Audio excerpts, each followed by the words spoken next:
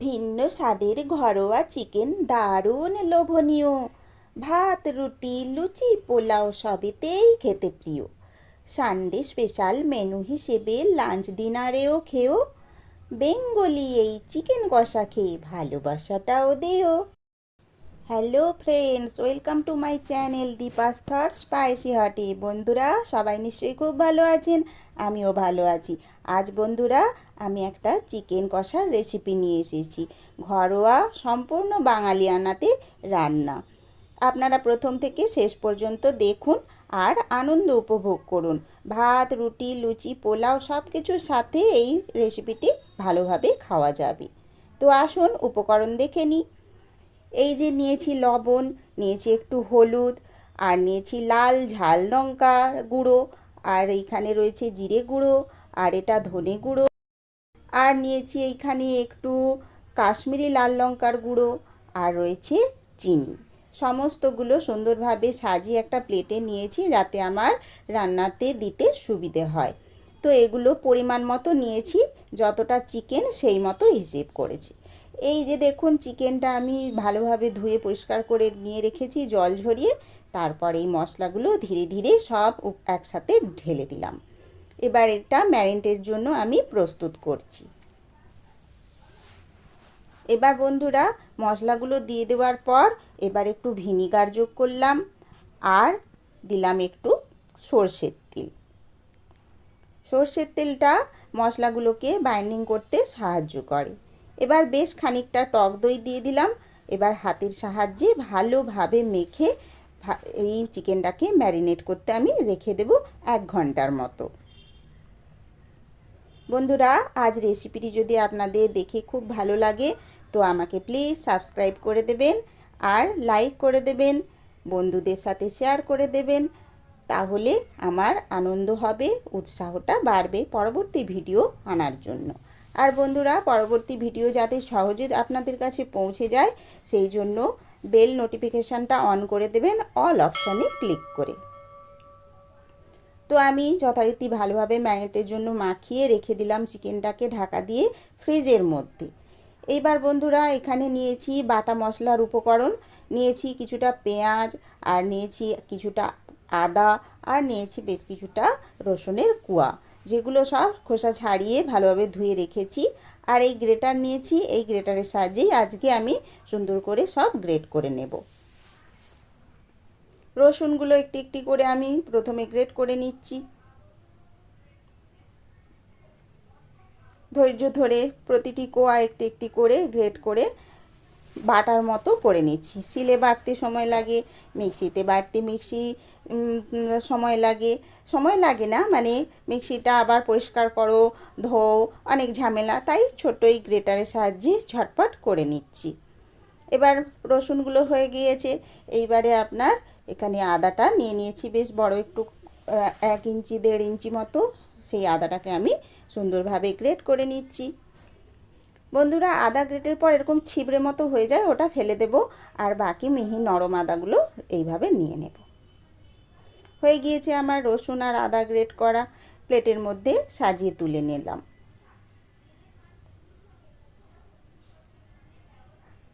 এইবারে আসছি পেঁয়াজের দিকে। পেঁয়াজটা বন্ধুরা গ্রেট করব না, আমি খুব কুচি কুচি করে কেটে নেব। এই যে ছুরি নিয়েছি, ছুরির সাহায্যে আমি ধীরে ধীরে কেটে নেব। আজকে লম্বা কুচি করব না, আজকে চৌকো ছোট্ট ছোট্ট চৌকো চৌকো আকারে কুচি করব। তো পাশের দিকে এরকম লম্বা কুচিটা করে নেওয়ার পর আবার একটু ঘুরিয়ে নিলাম, নিয়ে এবার মিহি মিহি করে চৌকো আকারে কুচি করে নিচ্ছি। এইভাবেই আমি সমস্ত পেঁয়াজের টুকরোগুলো করে নেব। বন্ধুরা আপনারা সবাই অনেক রকমভাবে চিকেন বানিয়ে খেয়েছেন, আজকে আমি যেভাবে বানাচ্ছি প্লিজ একবার এইভাবে বাড়িতে বানিয়ে খেয়ে দেখবেন, আপনাদের খুব ভালো লাগবে।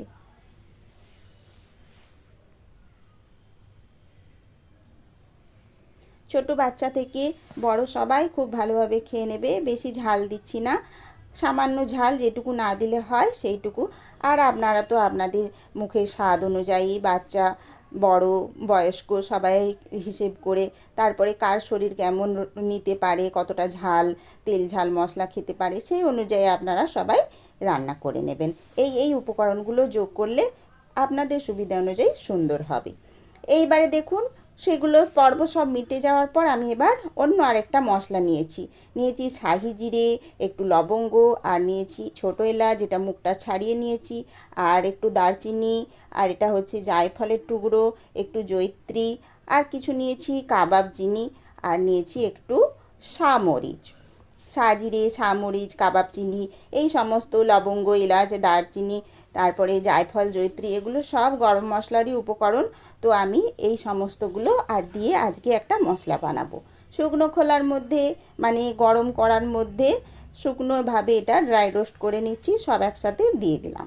এবার ভালোভাবে খুন্তি দিয়ে একটু নাড়ানাড়ি করে যখন হালকা খুশবু উঠবে, হালকা হালকা গরম হয়ে যাবে, তুলে পাত্রে রেখে দেব। তারপর গুঁড়ো করে শিলের মধ্যে গুঁড়ো করে আমি ঢাকা চাপা দিয়ে রেখে দেব। এরপর আমি নিয়েছি কড়াটা গরম করতে, তার মধ্যে আজকে সর্ষের তেল দিলাম না, দিলাম একটু সাদা তেল। তো সাদা তেলের মধ্যে একটু ঘি নিয়েছি, একটু ভিন্ন স্বাদের করতে চেয়েছি, একটু এলাহি ব্যাপার করতে চেয়েছি, সেই জন্য বন্ধুরা একটু ঘি যোগ করেছি। তো যাই হোক, ঘি দেওয়ার পর ওগুলো যখন গরম হয়ে গেল, একটু তেজপাতা ওর মধ্যে দিয়ে দিলাম ফোড়ন হিসাবে। ওটা একটু লালচে আভা এলে পরবর্তী উপকরণ যোগ করছি। কি সেটা হচ্ছে এই রসুন কুচিগুলো। খুব ভালোভাবে নেড়ে নিচ্ছি, সামান্য লালচে হবে, সেই লাল আভা আসা পর্যন্ত আমি অপেক্ষা করছি। দেখুন বন্ধুরা, বেশ লাল লাল হয়ে এসেছে। এইবার আমি যোগ করে দিচ্ছি পেঁয়াজ কুচোগুলো। এই যে ছোট ছোট যে পেঁয়াজ কুচি করে রেখেছিলাম সেগুলো যোগ করে দিলাম। পেঁয়াজগুলো বেশ ভাজা ভাজা সামান্য হয়ে এসেছে, সামান্য একটু নরম নরম হয়ে আসবে, তখন আদা কুচোগুলো ওর মধ্যে দিয়ে দেব। দেখুন বেশ ভালো ভালো লাল হয়ে এসেছে, রসুনের খুব সুন্দর গন্ধ উঠেছে, আর পেঁয়াজটা হালকা বাদামি লালচে সোনালি আভা এসেছে। সেই সময় আমি দিয়ে দিলাম আদা গ্রেট করাটা। সমস্তগুলো বেশ ভালোভাবে ভাজা হয়েছে বন্ধুরা। এখানে আমি অন্য কোনো মশলা দিলাম না, কেননা আর দরকার নেই। এখন আমি দিয়ে দিলাম কেবলমাত্র টমেটোটা কুচি করে রেখেছি, সেই টমেটোগুলো। এটাও একটু বেশ ভালোভাবে নাড়ানাড়ি করে নিচ্ছি। টমেটোগুলো যখন হালকা একটু নরম হবে, তখন আমি এর মধ্যে চিকেনটা যোগ করে দেব, যেটা ফ্রিজ থেকে বের করে কিছু সময় রেখেছি। তারপরে আমি দিয়ে দিলাম এই সমস্ত যে মশলাগুলো দিয়েছি ভাজার জন্য, তার সাথে যোগ করে দিলাম।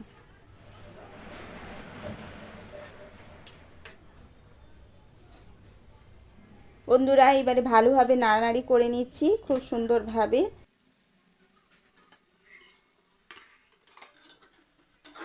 দেখুন খুব ভালোভাবে নেড়ে এবার জল বেরিয়ে পড়েছে মশলার থেকে, চিকেন থেকে।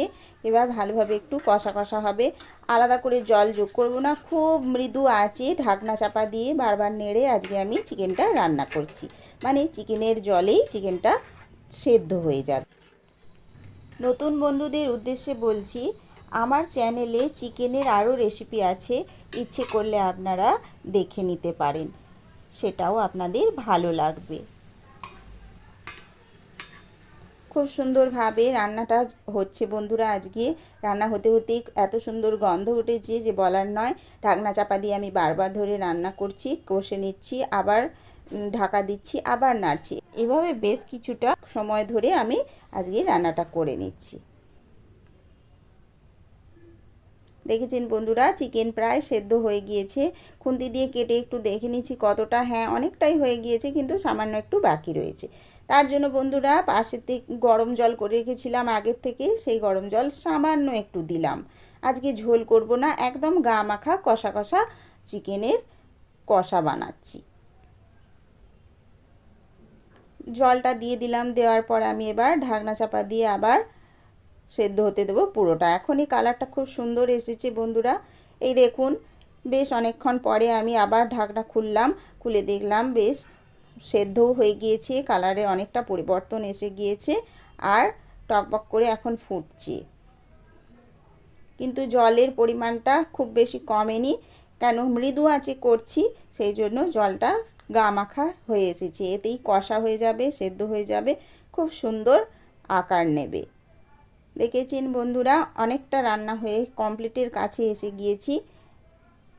দেখুন এখন একদম শেষের পর্যায়ে এইখানে আমি বাজার থেকে কেনা যে গরম মশলা গুঁড়ো সেইটা যোগ করলাম, দিয়ে খানিকটা নেড়ে নিলাম। আজকের এই মাংস কষা চিকেন যে করছি সেটা ভাত, রুটি, লুচি, পরোটা, পোলাও সব কিছুর সাথে খুব ভালোভাবে যাবে, খেতে সমস্তটা খেতে খুব ভালো লাগবে। তো বন্ধুরা, সবার শেষ যখন হয়ে এসেছে, নাড়ানাড়ি করার পর্ব শেষ, একদম আঁচ বন্ধ করার আগে আমি যে ভাজা মশলাটা আমি নিজে বানিয়েছিলাম বাড়িতে শুকনো খোলায়, সেই মশলাটার গুঁড়োটা আমি এর মধ্যে এবার যোগ করে দিলাম, দিয়ে সম্পূর্ণটা মাখিয়ে নিচ্ছি। দেখুন বন্ধুরা, গা মাখা হয়ে গিয়েছে, একটুও ঝোল নেই, পুরো কষা কষা একদম সুন্দর শুকনো শুকনো চিকেন হয়েছে। এবার ঢাকনা চাপা দিয়ে গ্যাস অফ করে দিলাম, একেবারে যাতে গন্ধ ওর মধ্যে প্রবেশ করে যায়, চিকেনের মধ্যে সমস্তটা চলে যায়, সেই মতো আমি ঢাকা চাপা দিয়ে রেখে দিলাম। সবার শেষে ধনে পাতাটা ছড়িয়ে দিলাম। ধনে পাতা তো নরম, গরমের ভাপে ও সেদ্ধ হয়ে যাবে আর সমস্ত গন্ধ ওর মধ্যে চলে যাবে। এই সময় আমি আবার ঢাকনা চাপা দিয়ে কিছু সময় রেখে দিলাম স্ট্যান্ডিং টাইম। ব্যাস হয়ে গেছে আমার চিকেন কষা, ভাতের সাথে পরিবেশন করে দিয়েছি। দেখুন তো বন্ধুরা, কালারটা সবশেষে কত সুন্দর এসেছে। এইভাবে রান্না করে আপনারা সবাই দেখবেন, খেয়ে যদি ভালো লাগে কমেন্টসের মাধ্যমে আমাকে জানাবেন। এইভাবে আমার পাশে থাকবেন বন্ধুরা, আর প্লিজ আমাকে সাপোর্ট করবেন। সবাই সাবধানে থাকবেন, সুস্থ থাকবেন। আমার সাথে থাকার জন্য প্রথম থেকে শেষ অবধি আপনাদের সবাইকে অনেক অনেক ধন্যবাদ। আবার ফিরে আসব অন্য কোনো রান্না নিয়ে। নমস্কার।